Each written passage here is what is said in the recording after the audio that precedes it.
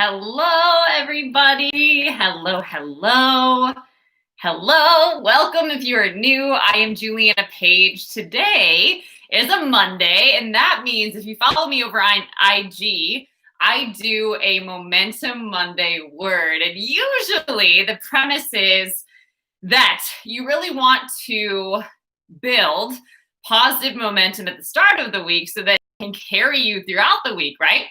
However, today I'm going to share a little bit different of a message only because I took a road trip this past weekend and I intentionally planned in advance. So I planned in advance. I gave myself permission to not on social media the entire weekend, to literally just be present every single day of the weekend in the moments that happened. I went to a wedding. I surprised my mom like a little Christmas elf with all these gifts. So many sweet, memorable moments. And I just felt so content. I felt so peaceful. I felt so at ease. And so from that somewhat inspired this message, but I think it's a great reminder, particularly when we're considering a new year. A lot of times what we do is we look at the past year and look at all the things that we plan to do, maybe that we did or didn't accomplish, and then we start tacking it on the next year. And that's beautiful. And there's a place for that. But if we are not aligned, if we just keep stacking things on there, we're not ultimately going to get the results that we're after. And if it's not aligned action, it likely won't have the outcome that you're after. So think about it this way. And you might know this, I know it to be true, but you might know this too. If you are trying to make something happen out of season, that is painful and it's frustrating because you put all this effort and energy into something and it doesn't bear fruit, right? Or not the fruit that you expected anyway. Or let's say that you are working diligently on a project and you're throwing your heart and soul into it only to realize that God was never in it. So that is vanity, meaning nothing's going to come from that despite all of your hard work and effort, right? The word actually calls it in Jeremiah that they were digging these empty wells, like God wasn't in it. And it's God that actually gives us the power to get wealth. It's God that establishes the work of our hands. It's God that orders our steps, right? But if we're living apart from God, if we're leaning on our own understanding, if we're giving into anxiety, if we're trying to force things or make things happen according to our own will, our own strength, and our own timeline, we can really get off the path, okay? So I'm going to share some perhaps gentle reminders and then also a couple of grounding words to return to, particularly as you approach the next year. So I came across this quote and it's like, right? But it says this: how we spend our days is how we spend our lives. Like, what? How we spend our days is how we spend our lives. So that in and of itself, right, there's an invitation. How have you been spending your days? Right? Because as those add up, as those come together, as those accumulate, right, that becomes your life. And so if we have bad habits, we're creating some bad things. There's consequences to that. We're setting ourselves up to have to deal with some outcomes that maybe we don't like, right? And if we make excuses for ourselves or put things off and procrastinate, we're prolonging the process, or we're keeping that destination or that promise further away than we want it to be, right? And then we get frustrated. So keep that in mind. How are you spending your days? What are you spending the majority of your time doing? What are you thinking about? Where are you living emotionally? What has become a normal place for you to hang out, right? We don't have to actually entertain all of our emotions. They're valid, but we don't have to live in all of them. We can feel them and let them move through us. We don't have to entertain all of them, right? Airtime is precious. So it's really important to pay attention what you are giving airtime in your life, right? So I just consider this a sobering thought just in general, because a lot of times we fill so many of our moments with this. We, like, out of habit, we're just on here all the time, and it's not adding to our lives often. Like, there's many beautiful things about social media and apps and all the things that your phone can do, but there's a lot that's happening in terms of like getting these dopamine hits constantly, these warm fuzzies from people liking our posts, allowing us to just curate a life we think we want.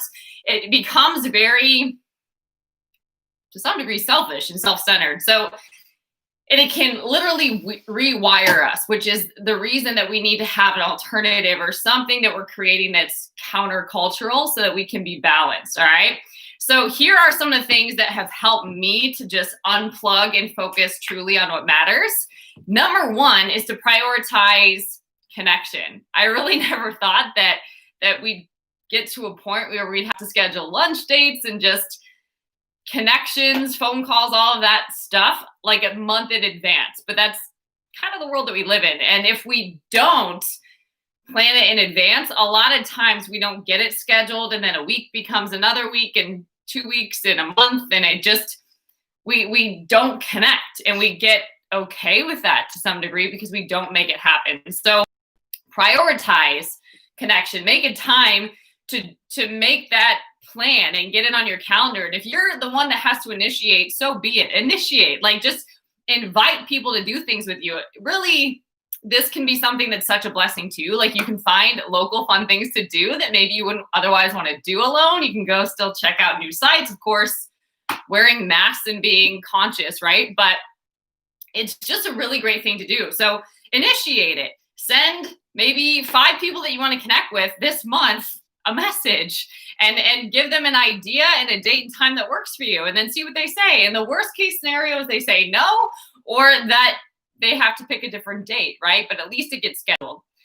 Number 2 is what I call go analog or give yourself a data sabbatical. So this doesn't have to be dramatic in any kind of way, but I do recommend blocking time that you're actually going to be on social media. So if you know that you're only going to be on social media for an hour, let's say, maybe you want to do that while you are unwinding for the evening, maybe, right? Whatever it is for you. But if you know that you only have an hour, you will be intentional with that time. And you will also notice when you get distracted or when you start to go down these little rabbit holes, right? And you can see how easy it is just to waste your time, your energy, your emotion. And very quickly, what you could have been doing in that hour, you start to resent that social media is not giving you anything back, right? Like think of all of the things that you could have done in that hour, but you were just scrolling. So when you actually block it, you become more aware. Then I also recommend picking, maybe it's a day a week that you are intentionally avoiding being on your phone. So for some, that's a Sunday, but really pick a day where you can do that, particularly not a work day, where you don't have to be on your phone, where you don't have to be checking in, where you don't have to be updating everybody, where you don't have to be in that flow, so that you can introduce these other things that probably matter more into your life. 3, have some rewind time. So I don't know if you're old enough to remember, but think about a time pre-social media, and what would you do? Would you go for walks? Would you go for a hike? Would you draw? Would you read? Would you paint? Would you get creative somehow? Would you invest in a hobby? Like, what would you do before social media? And think about that and take some time to get back to that. Would you journal? Would you write? Like, what would you do? And think about that. How did you spend your days, and what would you do for fun? And what can you do now to incorporate that back into your life and integrate that back into your life? Just think about that. If social media were gone, what would you do instead? Right? All right. Number 4, write letters. There is so much to me. There's so much intention behind writing a letter to somebody. If you're going to a store and picking out a card and really appreciating the words that are on that card and thinking of somebody and then spending time to write them a well thought out love note, word of encouragement, word of upliftment, then actually going to the post office and mailing this letter. Like that actually requires so much thoughtfulness and kindness and generosity. It's such a beautiful thing that we often just get away from. So something that's great to do for that, buy, I don't know, 5 to 10 cards that you like. I love Papyrus brand. Sometimes you can just buy a box full of them and have them ready. Have them just sitting on your desk as a reminder to send a letter. And then when you're doing your errands, when you're doing the groceries, whatever, go drop the letter off, right? It doesn't have to be complicated. And then if you do work online, this still applies to you. So no excuses. What you can do, number one, plan. What needs to be done during the time that you're away? So like myself, if you're gone for a weekend, what are the things that you normally do on a weekend that you can do in advance? And then create a plan to ensure that these get done before you leave. So for example, with me, I do video content. I do a blog post. I do a podcast episode. I plan and work my calendar. I usually shoot out a newsletter. So these were all things that I had to plan in my case earlier in the week, so that when I was out on the weekend, all of those things that I normally would do in those weekend windows of time, they were already done. So I didn't feel like I had to be doing something else. I just was more intentional and thoughtful in organizing and managing my time. 2, work out your plan. Make sure that you have auto-scheduled to anything that you have for those specific days. You can pre-plan posts. There's things that you can do to make it easy for yourself. So for example, I run a lot of fitness challenges. So I was still posting in those groups, right? So I was still accountable and just in and out, right? I wasn't actively staying on there and engaging a whole lot, but I was still showing that I'm showing up, right?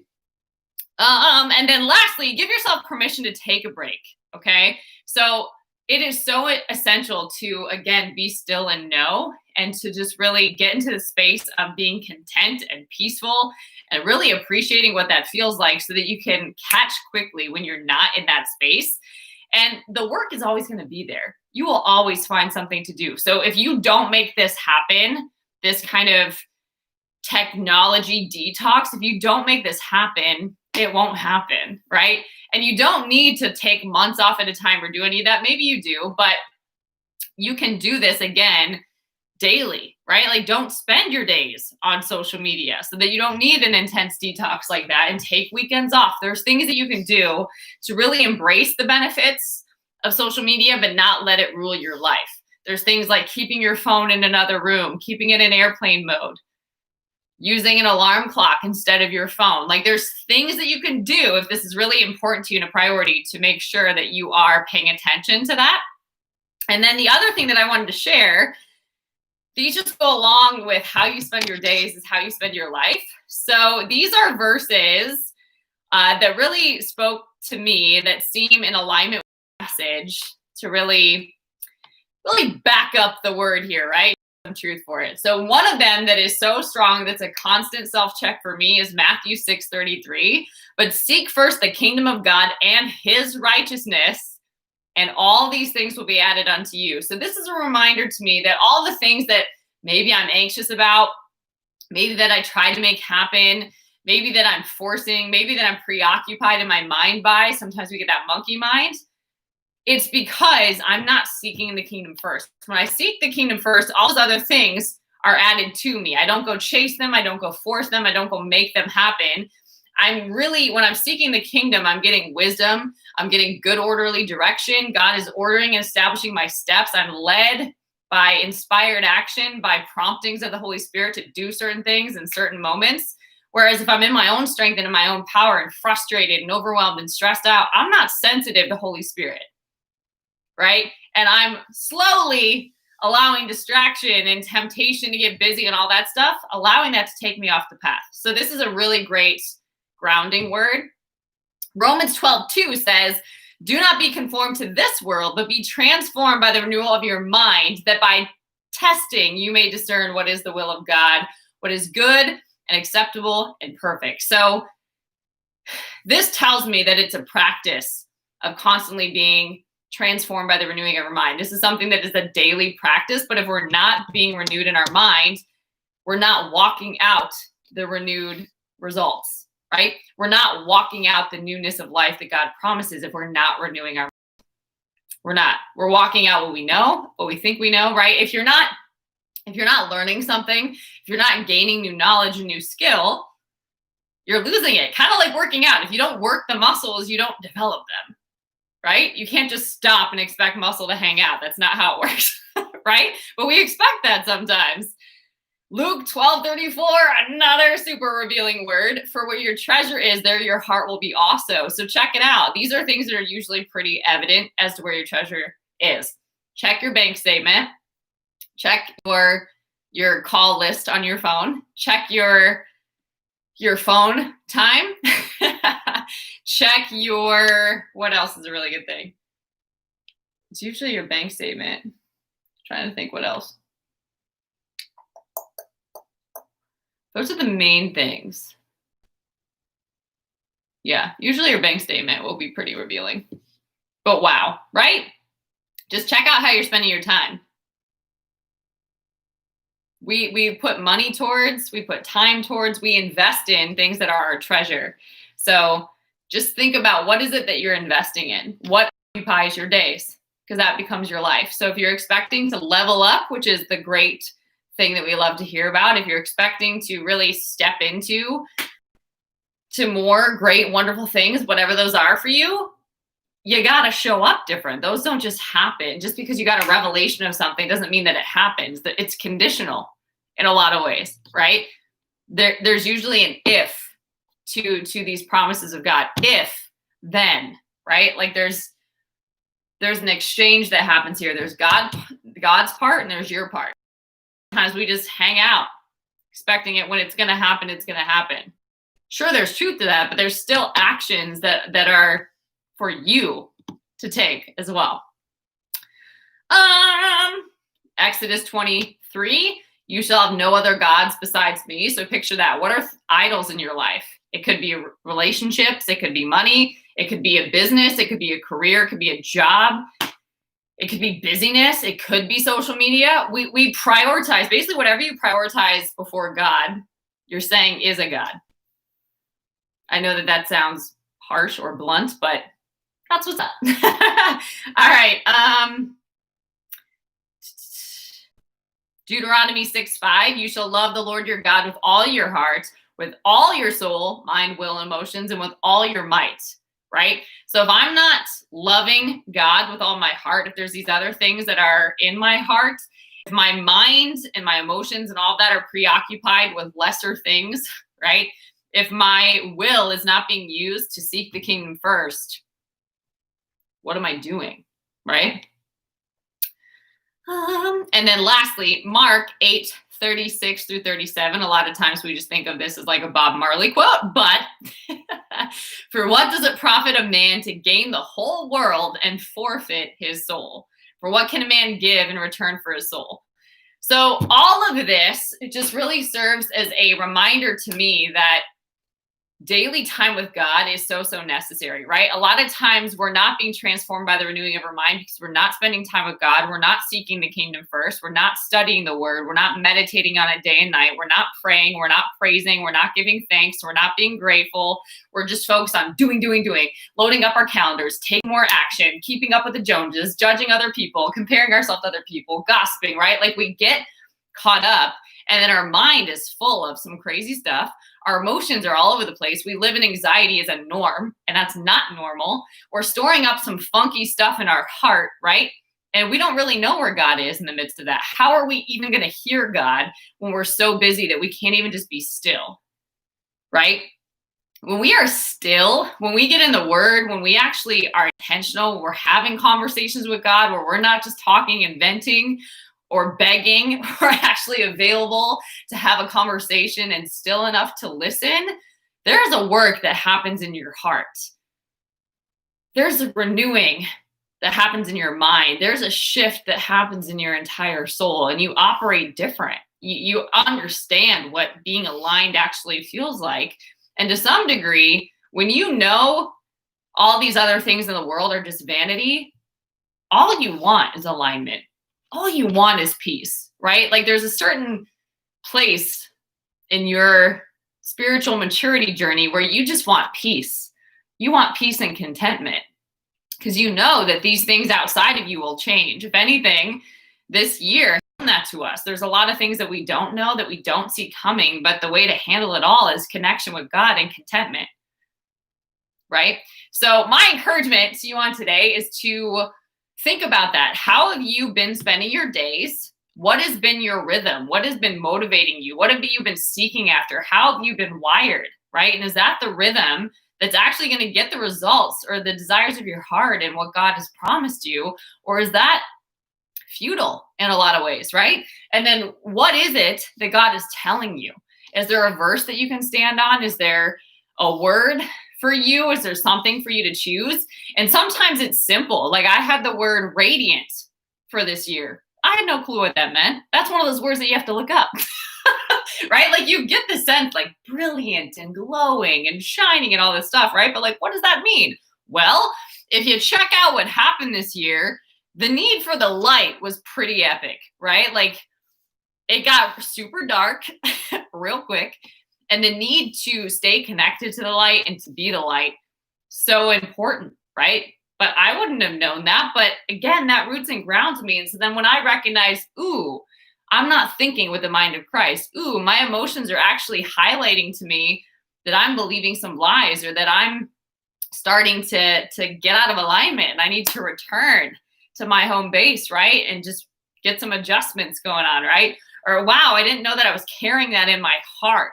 Or I really need to spend more time in stillness to process this with God and to meditate on his truth, to encourage my soul so that I can be an encouragement, right? Like it's whatever you want to give, you've got to be it. You've got to be a good receiver of it first. So for what it's worth, I hope this message blessed you. If you haven't yet, make sure that you subscribe, and you can go visit julianapage.com if you are interested in any of the God's Vibes Matter books. They're all over there. You can check them out.